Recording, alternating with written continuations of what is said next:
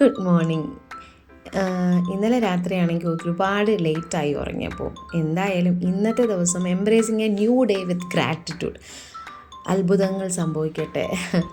എന്തായാലും ഇങ്ങനെ കുറേ നേരം ആലോചിച്ച് കിടന്ന് എഴുന്നേറ്റിരുന്നു. കാരണം ഇന്ന് വർക്കില്ല, പക്ഷേ വേറെ കുറേ കാര്യങ്ങൾ ചെയ്യാനുണ്ട്. അങ്ങനെ ഇങ്ങനെ കുറേ ആലോചിച്ചിരുന്നപ്പം ആ മോർണിംഗ് വൈബ്സ് ഒന്ന് ആസ്വദിക്കാമെന്ന് പറഞ്ഞ് സിറ്റ് ഔട്ടിലോട്ട് പോയി ഇരുന്നു. കുറേ നേരം ഇരുന്ന് വെറുതെ സമയം പോയി. പക്ഷെ ആ വെറുതെ സമയത്തിൽ മീനിങ് ഫുള്ളായിട്ടുള്ള കുറേ തോട്ട്സ് മൈൻഡിൽ കൂടെ പോയിട്ടോ.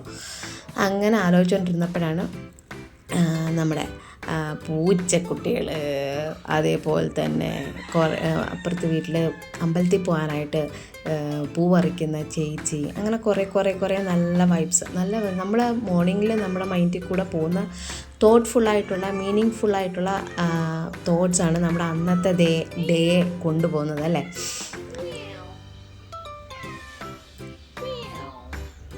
അപ്പോൾ ഇവനെ ആണെങ്കിൽ മുമ്പേ നമ്മളിപ്പോൾ വാടക വീട്ടിലാണ്, മുമ്പേ ഇവിടെ താമസിച്ചിരുന്നവർ വളർത്തിയതാണെന്ന് തോന്നുന്നു, അതോ അവർ ആഹാരം കൊടുത്തതാണെന്നൊന്നും അറിയില്ല.